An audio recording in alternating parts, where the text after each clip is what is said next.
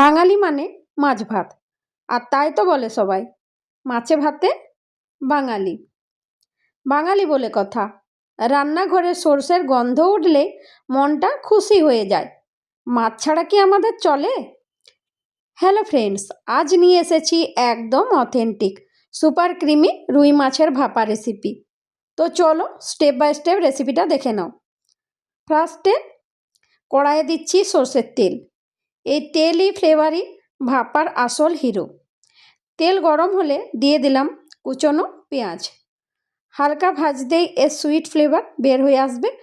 তারপর অ্যাড করছি ছোটো করে কেটে রাখা টমেটো আর 1 চামচ ফ্রেশ রসুন বাটা। চুলোতে থাকতে থাকতে সেই সুন্দর রেড গোল্ডেন মিক্স তৈরি হবে, সেটা সাইডে রেখে দিলাম।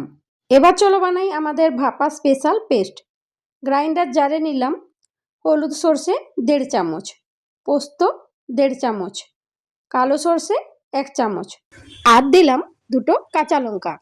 লঙ্কাটা তোমরা যেরকম ঝাল খেতে পছন্দ করো সেই হিসাবে কম বেশি করতে পারো। এবার দেব কুচি করা নারকেল, 1/2 চামচ নুন, আর দেব সামান্য জল, আর আগের থেকে ভেজে রাখা পেঁয়াজ রসুন আর টমেটো ওটাও দিয়ে দিলাম। সব দিয়ে একদম ক্রিমি ভেলভেটি স্মুথ পেস্ট করে নিলাম। এটাই ভাপার আসল ম্যাজিক মশলা। এবার চলে আসি সব থেকে ইম্পর্ট্যান্ট পার্ট, মাছ ম্যারিনেট করার প্রক্রিয়াতে।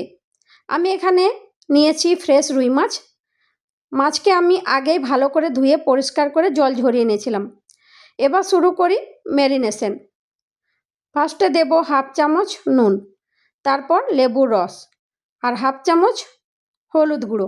হাত দিয়ে একটু জেন্টলি মেখে নিলেই মাছের গন্ধও চলে যাবে আর ফ্লেভারও সেট হয়ে যাবে। তারপর দিয়ে দিচ্ছি লাল লঙ্কা গুঁড়ো আর জিরে গুঁড়ো। এ দুটো মিলেই ভাপা মাছের গন্ধটা আরও বেশি সুন্দর হবে। এবার এসেছে আসল ম্যাজিক মশলা দেওয়ার পালা। যে ক্রিমি পেস্টটা আগে গ্রাইন্ড করে রেখেছিলাম, সর্ষে পোস্ত কালো সর্ষে নারকেল পেঁয়াজ টমেটো সব মিলে একটা পেস্ট তৈরি হয়েছিল, সেটা মাছের উপর দিয়ে দিলাম। হাত দিয়ে ধীরে ধীরে ভালোভাবে মাছগুলো পেস্টের সঙ্গে মেখে নিলাম, যাতে প্রতি টুকরোর গায়ে সমানভাবে মশলা কোট হয়। এবার মাছকে 10 মিনিট রেস্টে রেখে দিলাম। এই সময়টায় মশলাগুলো মাছের মধ্যে ঢুকে সুন্দর ফ্লেভার তৈরি করে। এবার আসছি স্টিমিং পার্টে। একটা টিফিন বক্স নিলাম, তার মধ্যে মাছগুলো সাজিয়ে দিলাম। প্লেটটা সামান্য জল দিয়ে ধুয়ে দিয়ে দিলাম, যাতে মশলাগুলো অপচয় না হয়। এবার দিয়ে দিলাম কুচানো ধনেপাতা ফ্রেশ ফ্লেভারের জন্য। তারপর দিয়ে দিলাম সর্ষের তেল। একটা চামচ দিয়ে হালকা করে মিক্স করে নিলাম।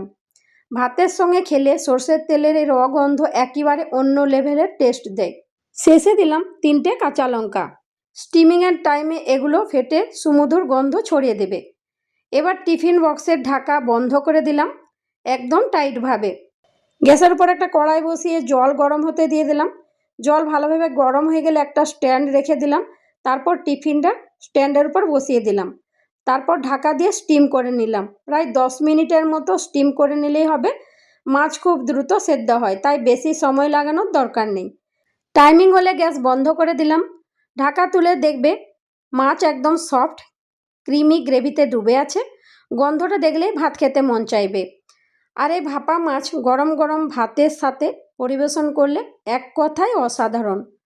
সফট মাছ, ক্রিমি মশলা, সর্ষের ফ্লেভার, একদম perfect Bengali comfort food. Video ভালো লাগলে প্লিজ লাইক করবে, শেয়ার করবে আর সাবস্ক্রাইব করতে কিন্তু ভুলো না। দেখা হবে নেক্সট ভিডিওতে। সবাই ভালো থেকো, সুস্থ থেকো।